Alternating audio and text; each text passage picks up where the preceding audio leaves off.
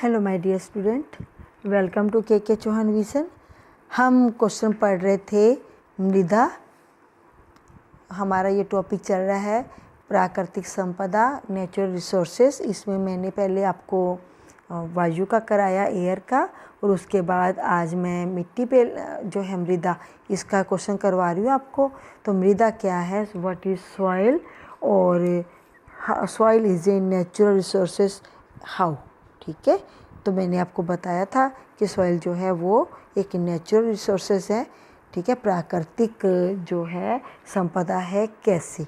तो हमें पता है ना, सॉइल हम खुद तो बनाते नहीं है, नेचर बनाती है। कैसे बनाती है? चट्टानों के टूटने से, पीसने से, घिसने से मृदा और मिट्टी का निर्माण होता है। हम तो बना ही नहीं सकते मिट्टी को। ठीक है, और मिट्टी को, जो मिट्टी की अपर लेयर है, ठीक है, उसको तो बनने में 300 से 800 वर्ष तक लग जाते हैं। ठीक है, तो मृदा जो है वो हमारे लिए सचमुच एक बहुत ही ज़्यादा कीमती जो है रिसोर्सेज है। Soil is a precious natural resources for us. ठीक है, तो इसी टॉपिक को हम आगे बढ़ाते हुए आगे क्वेश्चन लेके आ रही हूँ। आज मैं ह्यूमस की उपयोगिता बतानी है। ह्यूमस क्या होता है? What is usefulness of humus. तो ह्यूमस जो है ना, ये पहले तो मैं आपको बता दूं कि जो मिट्टी होती है ना, सॉइल होती है, खेतों में भी आपने देखी होगी, जो अपर वाली थोड़ी सी ब्लैकिश डार्क जो ब्लैक सी कलर की होगी, उसको हम ह्यूमस कहते हैं। ठीक है, तो ह्यूमस की अब बतानी है उपयोगिता। ये ही उड़ती है, जब तेज़ हवाएं आती हैं तो ये वाली लेयर उड़ जाती है। इसको बनने में 300 से 800 वर्ष तक का भी समय लग जाता है। और ये मिट्टी जो है हमारे लिए एक बहुत ही वैल्यूएबल है ना, प्रीशियस नेचुरल रिसोर्सेज है। तो अब ह्यूमस का हमने पढ़ना है कि उपयोगिता बतानी है। पहली उपयोगिता, मिट्टी में ह्यूमस अगर मिला दिया जाता है ना, तो मिट्टी जो है वो पोरस बन जाती है, सरंध्र बन जाती है, जिससे मिट्टी में हवा और पानी आसानी से जा सकता है भूमि में। आपको पता है ना, भूमि में भी कुछ जीव जंतु रहते हैं, तो उनको ऑक्सीजन भी चाहिए, उनको पानी भी चाहिए, तो वो उनको मिलता रहता है।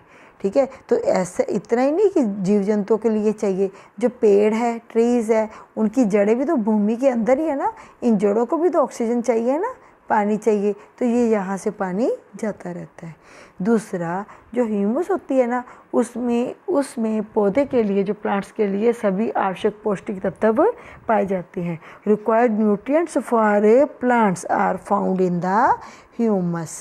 ह्यूमस से अनेक जीवों को पोषण भी मिलता है। ठीक है, पोषण, न्यूट्रिएंट, जो न्यूट्रिशन है वो भी भूमि से ही, मिट्टी से ही उनको मिलता है। कैसे मिलता है? ठीक है, तो जो अभी मैंने ऑर्गेनिज्म बोले तो वो मिट्टी में रहते हैं ना, जैसे जो अर्थवॉर्म है वो मिट्टी को ही खाता है। ठीक है ना, तो इसका मतलब मिट्टी में पोषण है, तभी तो उसको मिल रहा है पोषण। ठीक है, तो पोषण भी, पौष्टिक तत्व भी मिट्टी में पाए जाते हैं, तो वो वहीं से लेते हैं। ज़्यादा दूर की जाना, जो प्लांट्स होते हैं, ठीक है, उनकी जड़ों को भी जो पौष्टिक तत्व चाहिए होते हैं वो यहीं से मिलते हैं। नाइट्रेट मिलता है, सल्फर मिलता है, ठीक है, मैग्नीज मिलता है, हाइड्रोजन, ऑक्सीजन, ये सभी पौष्टिक तत्व मिलते हैं। और ह्यूमस से अनेक जीव जो पोषण लेते हैं, ह्यूमस से पौधों को भी पोषण मिलता है, जैसे केंचुओं को मिलता है। रेतली मिट्टी में ह्यूमस अगर मिला दिया जाए तो वो उसमें जल को ग्रहण करने की क्षमता जो है वो बढ़ जाती है। और रेतली मिट्टी में अगर ह्यूमस भी मिल जाए तो मृदा अपरदन फिर कम होगा। ठीक है, तो अब कहते हैं मृदा, तो अभी आपको पता है कि वेरी प्रीशियस नेचुरल रिसोर्सेज है, हमारे लिए बहुत ही ज़्यादा कीमती प्राकृतिक संसाधन है। तो क्या ऐसी मृदा को हम संभाल कर रख रहे हैं? सोचो ज़रा, नहीं रख रहे हम लोग। हम इस मिट्टी को क्या कर रहे हैं? लगातार मिट्टी का हम क्या कर रहे हैं? प्रदूषण कर रहे हैं। कैसे कर रहे हैं? कौन से कारण है जिससे हम प्रदूषण कर रहे हैं? तो सबसे पहले, क्योंकि हमारी जनसंख्या लगातार बढ़ती जा रही है, तो बढ़ी हुई जनसंख्या के लिए हमें क्या चाहिए? अधिक से अधिक खेतों की पैदावार चाहिए। तो उसके लिए हम क्या करते हैं? खेतों में उर्वरक मिलाते जा रहे हैं।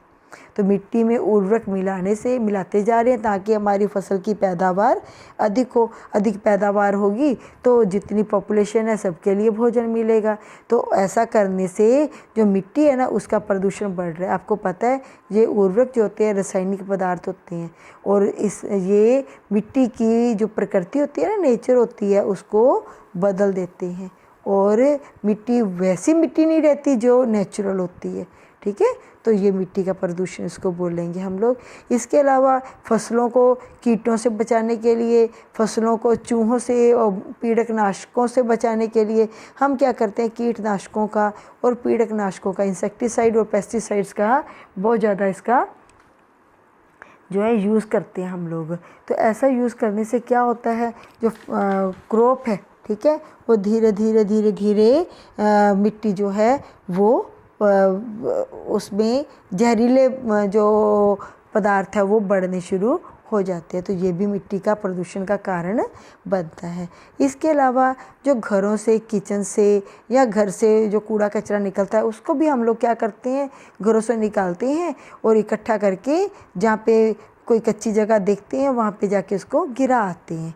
ठीक है, तो ऐसा करने से क्या होता है कि मिट्टी का प्रदूषण बढ़ता है। तो मिट्टी में बदबू नहीं आती है, मिट्टी में तो खुशबू आनी चाहिए। तो पर जहाँ पे हम कूड़ा कचरा डालेंगे तो वो मिट्टी में बदबू का कारण बनेगा और मिट्टी का प्रदूषण होगा।